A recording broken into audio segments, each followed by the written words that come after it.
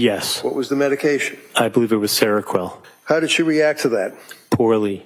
And as time went by, going into the holiday season, Thanksgiving, do you recall what her symptomology and complaints were to the healthcare providers at that point, whether it be Tufts or Gelada, anybody? Yes. What were they? She had many concerns about her health. She wasn't feeling well. She felt out of touch with herself. She felt numb. She experienced disassociation. All right, stop right there. What is disassociation? Disassociation is a psychological construct that means you feel removed from your body. You don't feel in touch with your body. You feel different than the way you normally do. You look back at your life and you say, something is wrong with me. I'm not feeling the way I normally do.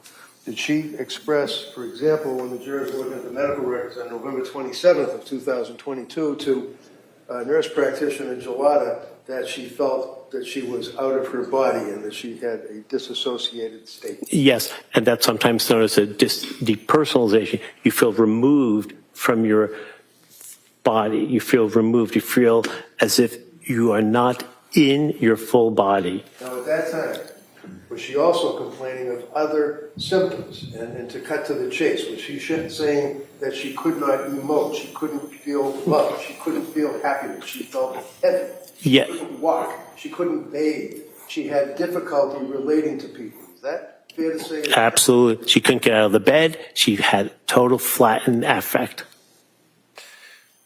Did she then seek additional help? Yes. Where? She went to the, I believe, the emergency room initially at South Shore to go to Mass General. And did they prescribe additional medication for her? I believe they did, yes. Did she make any expressions to her treating physicians up to this point about what in her opinion, what the medications were doing to her? Yes. What did she say? She said she was in a brain fog. The medications were making things worse. They were not helping. They were not helping her.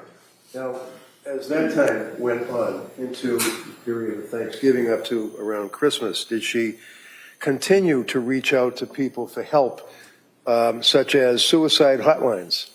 Yes, she reached out to... The answer is yes. Yes. Why did she call a suicide hotline? She was worried about killing herself. And did she get any help from the suicide hotline? She was turned away. How about the second time she called the suicide hotline? She was turned away. How about when she went to the Women and Infants program in Rhode Island? They told her she was not a good fit for the program. Why? Because she was overly medicated. And did she continue to seek help from healthcare providers? Yes. And what was the next thing that happened as far as dealing with healthcare providers for Lindsay in her postpartum stage? She went to the Mass General emergency room. What happened there? On 12:30, she said she needed to go to the hospital. She was at the emergency room. She was sent to McLean Hospital in Belmont. It's a Harvard-affiliated hospital. Now that McLean Hospital, when you say was sent to, fair to say that even though they had to transport her, it was a voluntary commitment? Yes. And what was her state of mind that caused her to have a voluntary commitment to the locked wards of McLean Hospital? She was worried about killing herself, and she uttered concerns about killing her children. How about, did she relate any intrusive thoughts and dark thoughts, things of that nature during this period of time, October, November, December? Yes. Tell me about that. She said she had, quote, horrible thoughts, unquote. She felt that people could actually hear her thoughts. The thoughts were so loud that strangers could hear them. Did she express at that point, for example, that she was concerned about school teachers with the little Sprouts school with the kids, that they could read her thoughts and that she would lose custody? Yes, it's called ideas of reference. You believe other people can hear what you're thinking, and that can have a very negative interpretation for the person believing that, feeling that, and thinking that the outcome is going to be a negative one, that their children may be relieved from their care. Now, as it relates to the concept of a psychosis, can you tell me in 25 words or less what a psychosis is? A psychosis is what's considered a major mental health disorder. It's when people have disorganized thinking, And the symptoms most typically are hallucinations. There are different types of hallucinations. 80% of people with psychoses hear voices. There are different types of voices that one can hear. Benign, get a glass of water. Benevolent, you're a good person, keep it up. Or malevolent, threatening them, telling them, ordering them to do something horrible, and you believe those voices. During that period of time, when she got out of the McLean Hospital, what medication was she titrating or getting off of? I believe she's getting off the Seroquel. Was she able to do that? Yes. Relating back to November 27th with the dissociative state, is that an indicia, is that an indication or a harbinger of psychosis?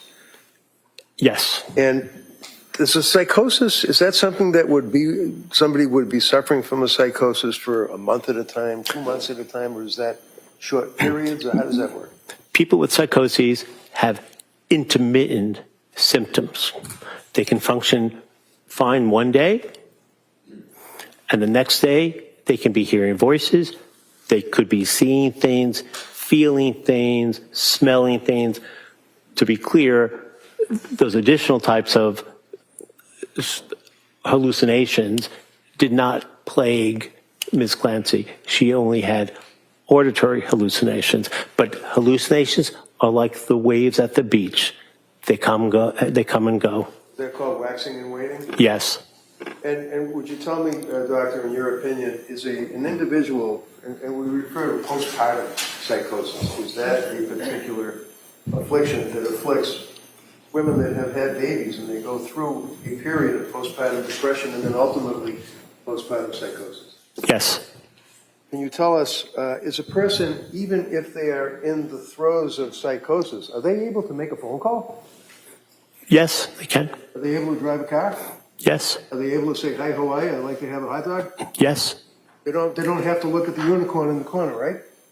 That's correct. Mr. Ring, it's 4 o'clock. Is this a good time to? Sure. All right. So, members of the jury, we're going to recess until tomorrow morning. I would expect our schedule tomorrow will be similar to the schedule we had today, hopefully without the technology issues. And I'm just going to remind everybody the same instructions. Don't read anything about this case or similar cases. Don't talk about it. Don't listen to anything. And keep an open mind. Go home. Have a nice evening. We'll see you tomorrow morning.